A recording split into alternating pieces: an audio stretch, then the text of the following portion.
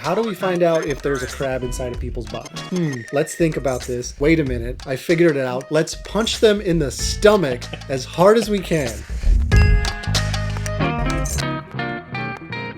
Emerging from the frosty depths of cryo-stasis, a clone discovers months of unpaid fees. In a cosmic quest to find the original Captain Gorman, our interstellar con artist swindles his way through space, collecting a motley crew of newfound friends faster than you can say trust issues. Stumbling upon the spacefaring doppelgängers of Gamora and Drax from Guardians of the Galaxy, he enlists Sosa and Jort in his scheme to hunt down the deadbeat original Captain Gorman. But against all galactic odds, he just so happens to recruit the one person in a galaxy of billions of people that know exactly what happened to him. This all turns out to be a cosmic wild goose chase, and clone Gorman learns about some evil aliens in a far-off galaxy and heads directly for them for no other reason than to start the next space adventure.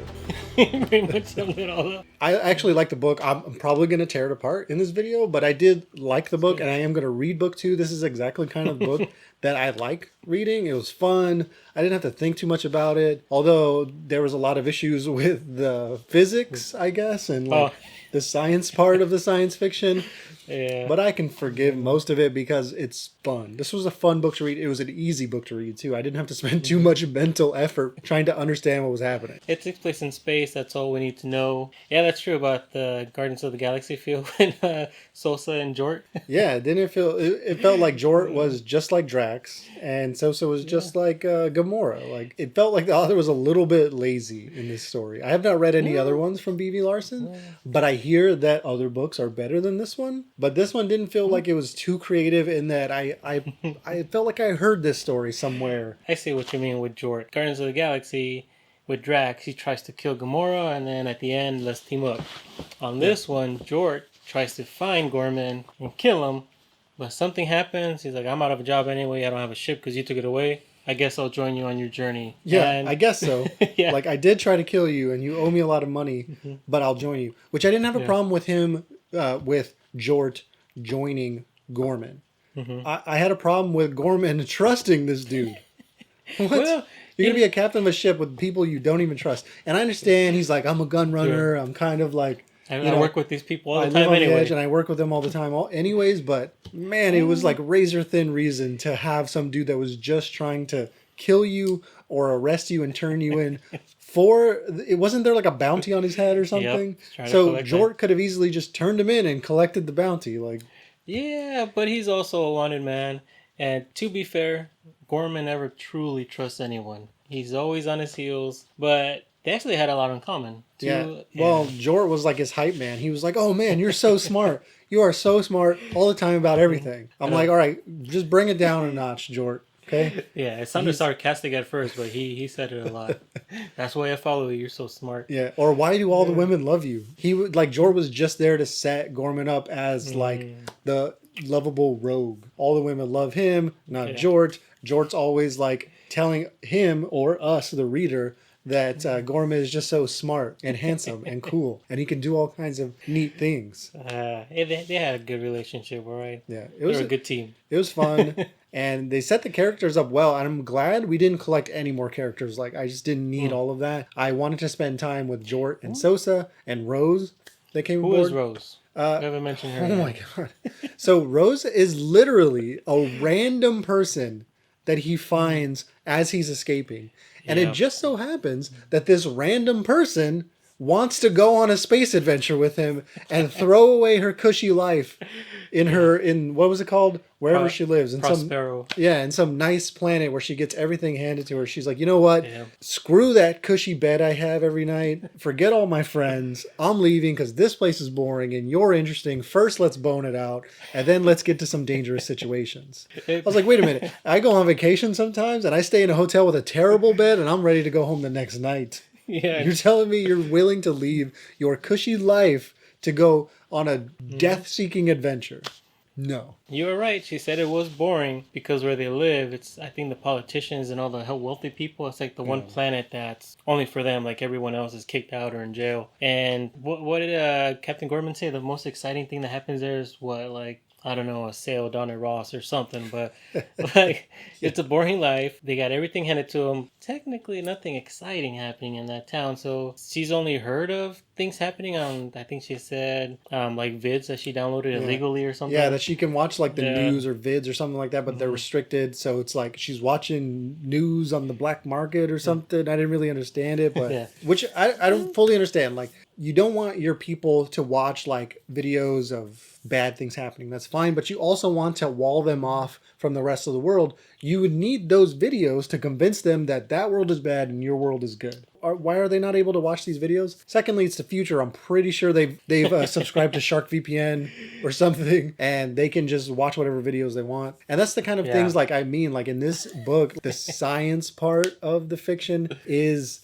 not fully thought out, I would say. It's interesting, and it works well enough for a science fiction book that you don't think too much about, but it's not fully thought out. Second example of that is how he gets from one star system to the next. I think he had said, like, he just speeds up. He just continues to speed up. Well, there's two ways. Until he gets to this place, and then he slows down. Yeah, it's either speeding up, because he does have I think the Royal Fortune, the latest ship Super that he fast has, ship. And the engine is like, it has an illegal modifications. Or he could go through, he doesn't go into much detail, but these gates, I guess, to go like into hyperspace or something, right? But they're always guarded. There's always patrolmen, and they're avoiding this patrolman the whole book. Outrunning them or shooting them, not killing them. To be fair again to the author, that's not the important part. The important part is this guy following this Captain William Bill Gorman, who's a clone, trying to find the real Gorman, and ending up in side missions. Yeah, in all these side missions trying to get to Gorman. And then during those side missions, he finds out what happens to the original. And it doesn't really seem to be that big of a deal. Like, that's resolved fairly quickly.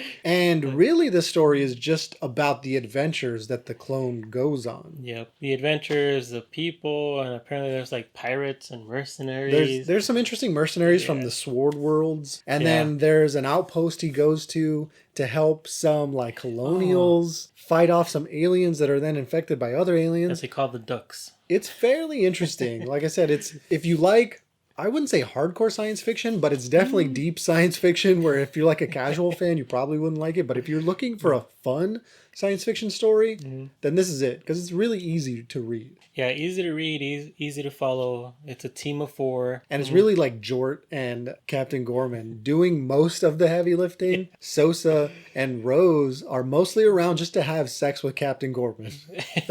Well, Rose, because either sex or just have sexual tension or like lovers' quarrels about stuff. It's those 3 things. Like Sosa and Rose don't really contribute in a major way to the story or the conflict. Yeah, Sosa just worked. She was also a gun runner. Oh yeah, Captain Gorman is apparently, he's a smuggler and a gun runner. And Sosa is also that, but she was the assistant to Curson, who was their main boss, and ends up joining Captain Gorman. So she helps with, I think she pilots the ship sometimes. Yeah, Sosa seems to be minding the ship mostly. She's like ship. The ship's secretary, basically. Yeah, and she has a lot of historical knowledge that apparently she only shares when it comes up in a situation. Yeah. She's not very open. The aliens are, I think, slightly more interesting. The Tolk.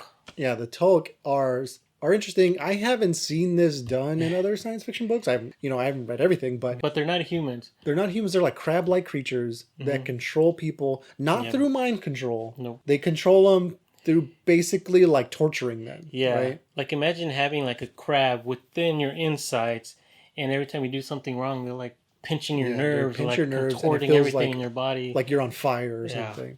And the way he describes it in the book is very good. And I like that aspect. It was very interesting. And then how do you like know if there's a crab inside of somebody or the Tolk inside of somebody? Finding that out or learning about that throughout the story was interesting. But I do love the resolution to that problem on the colonial planet they go to. Remember, Jort and Captain Gorman come up with a solution on how do we find out if there's a crab inside of people's bodies? Let's think about this. Wait a minute. I figured it out. Let's punch them in the stomach as hard as we can.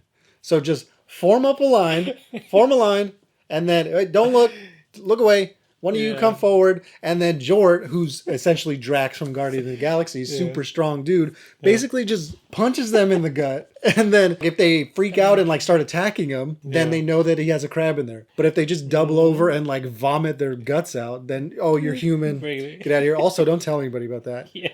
It was just a line of getting punched. I was just like, that's the solution. This is a science fiction book. You couldn't like stab somebody with a needle, get a scanner gun, or something like super creative in some way. X-rays or something, right? He was like, screw that. We're punching people in the gut. Get some of that. Hey, they needed a quick resolution. That's simple, quick, and it worked, right? I guess. Just a good shot to the gut. Man. Really, just like the liver, I think, because he said the crabs like live on the liver or something. So it's fun. That part was funny. It's funny and fun. Like I said, if you don't think about it too much, it can be fun. I took it as face value. I was like, whatever, that's fine.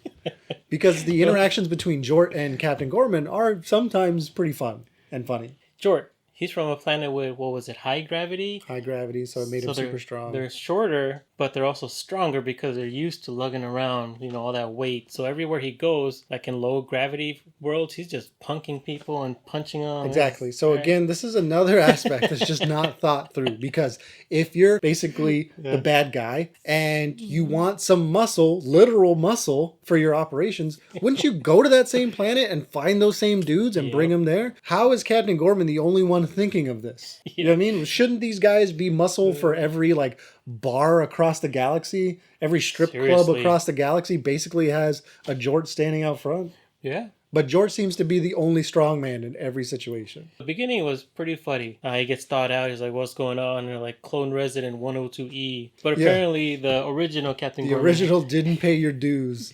And now we must destroy you. Yeah. Why even wake him up to tell him that? Yeah, they say he got repossessed. And they told him that. It's like, how is the clone going to pay? What do you expect this clone to pay? How? Two, if you're going to destroy him, you've made the decision to destroy him, just destroy him. Yeah. Why wake him up, tell him, hey, you're going to be destroyed, and then destroy him? Policy, maybe? No sense. Yeah, policy. Human rights? Clone rights? I don't know. Rights. Clones have the right to be woken up and then immediately murdered. I'm not going to give it away, but I don't like the resolution of what actually happened to the original Gorman. I would have been completely fine with it taking 3 books in this series to find out what actually happened to Gorman, and then that being the inciting event for each new book, in that he gets a little bit more information about the original Gorman, and you have to read book 2 to find out, and then at the end of book 2, a little bit more information, you have to read book 3.